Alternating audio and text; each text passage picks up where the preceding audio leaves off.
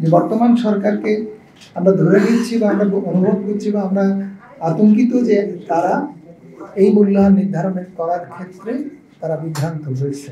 আমরা প্রথমেই বলেছি অলিগার্ক সৃষ্টি এবং লুণ্ঠনী এই জ্বালানি খাতের নীতি দীর্ঘ 15 বছরের সমস্ত কর্মকাণ্ডকে আমরা এই একটা কথার মধ্যে, একটা হেডিং এর মধ্যে এনেছি। এই নীতি দ্বারা বিগত সরকার পরিচালিত হয়েছে।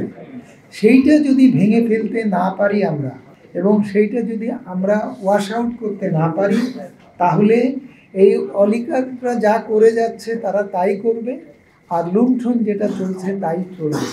এবং জ্বালানি বিভাগ তাদের মধ্যে যে সমস্ত অস্পষ্টতা আছে, অস্বচ্ছতা আছে, তা আন্তর্জাতিক যে সমস্ত লোন গিভিং এজেন্সি আছে, ডোনার এজেন্সি আছে, তারা পর্যন্ত তুলেছে যে আন্তর্জাতিক অডিট টিম দ্বারা বিআরসির হিসাব, বিপিসির হিসাব আপনার অডিট করাতে হবে। এই কথাগুলো বিভিন্ন সময় এসছে এবং তাদেরকে জ্বালানি বিভাগ তাদের এই সমস্ত দুর্নীতিমূলক কর্মকাণ্ড এবং অস্বচ্ছতা তারা আড়াল করে গেছে। এবং সেখানে তারা কত মুনাফা রাখে, সরকার কত রাজস্ব পায়, তারপরে তারা বিভিন্ন ক্ষেত্রে যে সমস্ত লস দেখিয়েছে, টেকনিক্যাল লস, যে সমস্ত ব্যয় সংযোজন করে মূল্যায়ন নির্ধারণ করেছে, সমস্ত কিছু তারা আড়াল করেছে এবং আড়াল করে যাচ্ছে এখন পর্যন্ত। যারা আড়াল করেছে তারা অলিগার্ক, যে গত সরকার অলিগার্ক সৃষ্টি করে গেছে, তারা তাদেরই সদস্য, তারাই এই অলিগার্ক শ্রেণী। তাদেরকে আমরা আমাদের দাবিতে সমস্ত জায়গা থেকে বাদ দিয়ে নতুন পরীক্ষিত লোকজনদেরকে বসাতে বলেছি। তার মানে আমাদের সরকার পরিবর্তন হওয়াতে সব সমাধান হয়ে গেছে তা না।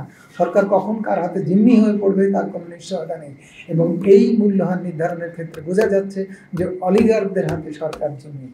তা না হলে যে সরকারের হাত দিয়ে 34-এর 1 বাতিল হয়, যে সরকারের হাত দিয়ে দ্রুত বিদ্যুৎ ও জ্বালানি সরবরাহ আইন স্থগিত হয়ে যায়, যে সরকারের হাত দিয়ে কথা হচ্ছে, আমরা যে 3টা আবেদন পাঠিয়েছি সেই 3টা আবেদন অলরেডি রেজাল্ট দৃশ্যমান হচ্ছে যে তারা বিভিন্ন জায়গায় লোক বদলাচ্ছে, চেয়ারম্যান বদলাচ্ছে। সকালেও আমি শুনে এসেছি যে মাতারবাড়ি বিদ্যুৎ কেন্দ্রের চেয়ারম্যান বদল হচ্ছে এবং নাম প্রস্তাব করা হয়েছে।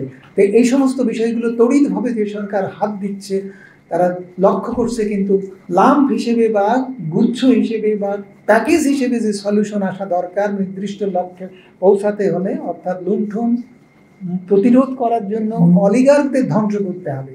সেই অলিগার্ক ধ্বংসের জায়গা সরকারের জন্য ভয়ানক রকমের চ্যালেঞ্জিং। যদি আমরা সরকারের পাশে দাঁড়াতে ব্যর্থ হই তাহলে সরকার ব্যর্থ হবে। এইটা ছাড়া আমাদের শক্তিশালী হয়ে সরকারের পাশে দাঁড়ানো এবং সরকারকে রক্ষা করা, এক কথা হচ্ছে সুরক্ষা দেওয়া। যে কারণে আমরা 3 বছরের কথা বলেছি।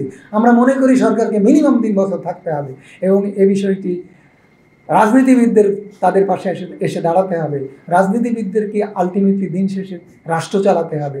আজকে যদি এই সব বিষয়গুলোকে কার্পেটের তলায় চাপা দিয়ে যদি তারা ক্ষমতায় এসে ক্ষমতা গ্রহণ করে এবং ক্ষমতাবান হয়, তাহলে আমরা যে তিমিরে ছিলাম সেই তিমিরেই আছি। এই আতঙ্ক থেকেই আমরা বলতে চাচ্ছি যে শুধু জ্বালানি খাত না, সর্বক্ষেত্রে অলিগার্ক সৃষ্টি হয়েছে। তাদেরকে ধ্বংস এবং লুণ্ঠন প্রতিরোধ, এইটাই হচ্ছে মূল কথা এই মুহূর্তে।